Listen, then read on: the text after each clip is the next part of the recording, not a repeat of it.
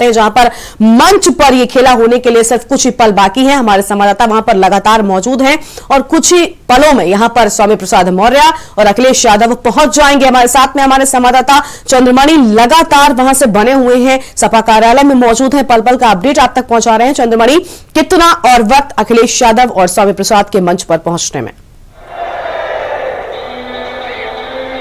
जी देखिए, अगर वक्त की बात करें तो अब बहुत ही कम वक्त बचा है और कुछ ही देर में अखिलेश यादव और स्वामी प्रसाद मौर्य आपको नजर आ सकते हैं। आपको हम दिखा सकते हैं मंच की तस्वीरें।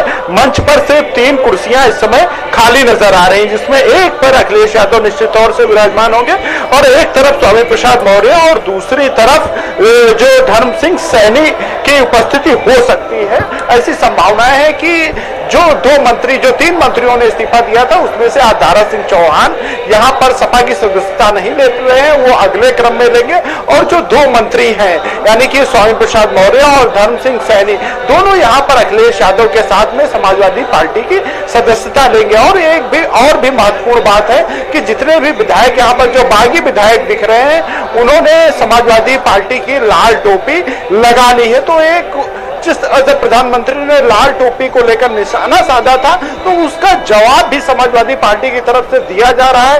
जो उनकी पार्टी में विधायक थे, जो भाजपा का झंडा लेकर चलते थे, आज उन्होंने समाजवादी पार्टी की टोपी लगा ली है। अब इसका मैसेज क्या जाएगा पब्लिक के बीच में, क्या इसका संदेश जाएगा, ये काफी महत्वपूर्ण होगा। और निश्चित तौर से जब किसी बड़ी पार्टी से और इस तरह से बड़ी संख्या में विधायक बगावती होते हैं, तो निश्चित तौर से एक जो पब्लिक में संदेश जाता है, जो जनता में मैसेज जाता है, वो उतना बेहतर नहीं जाता है। और चुनाव के ठीक पहले इस तरह से एक विशेष वर्ग के अगर बात करें, जिस तरह से पिछड़ों की बात की जा रही है यहाँ पर, और अखिलेश यादव खुद पिछड़े समाज से आते हैं, समाजवादी पार्टी की एक पुरानी पटकथा है, वो पिछड़ों के लिए ऐसे कहते आए हैं कि पिछड़ों के लगातार संघर्ष करते आए।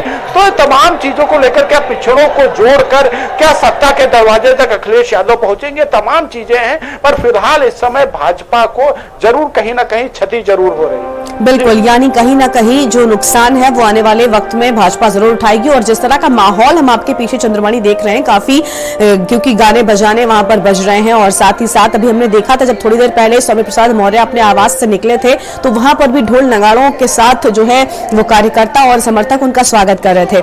चंद्रमणि, क्योंकि अगर आने वाले चुनाव की बात करें तो अब यहाँ पर जो नाम है वो काफी हद तक साफ हो रहे हैं और बड़ा असर आने वाले चुनाव में पड़ेगा। अभी चंद्रमणि आपने कहा कि सिर्फ 3 कुर्सियां खाली हैं। आज ये भी कहा जा रहा था कि चंद्रशेखर रावण जो है भीम आर्मी चीफ, वो भी पहुंच रहे हैं और वो भी सपा का दामन थाम सकते हैं। किसी प्रकार के गठबंधन की बात यहां पर कही जा रही थी, तो 3 कुर्सियों में से क्या एक कुर्सी चंद्रशेखर की भी हो सकती है आज?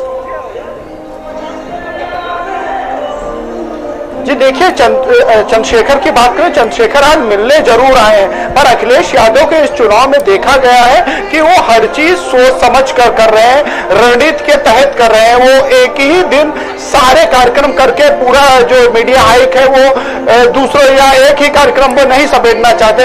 यही कारण है कि आज सिर्फ भाजपा के जो बागी लोग हैं वही नजर आ रहे हैं। ऐसी उम्मीद जताई जा रही है कि चंद्रशेखर को वो अलग तरीके से इवेंट बनाकर प्रस्तुत कर सकते हैं। कल गठबंधन हो सकता है, कल कुछ बड़ी घोषणा हो सकती है। तो अखिलेश यादव भी समझते हैं कि किस तरह से खबरों को महत्व देना है, किस तरह से पब्लिक के बीच में पेश करना है, क्योंकि अब इनके पास जो माध्यम है वो डिजिटल माध्यम है, खबरों के माध्यम से ही जनता तक पहुंच सकते हैं। तो तमाम चीजों का ध्यान रखा जा रहा है। तो ये कोई बड़ी बात नहीं कि अखिलेश यादव से आज चंद्रशेखर मिलने आए, तो आज ही घोषणा हो जाएगी, उसको इवेंट की तरह ये प्रस्तुत करेंगे। और ये लगातार देखा गया है कि अखिलेश यादव जो जब से इस चुनाव की शुरुआत हुई है, वो किसी भी कार्यक्रम को एक साथ प्रस्तुत नहीं करते। रथ यात्रा भी अलग अलग चरणों में वो प्रस्तुत कर रहे थे।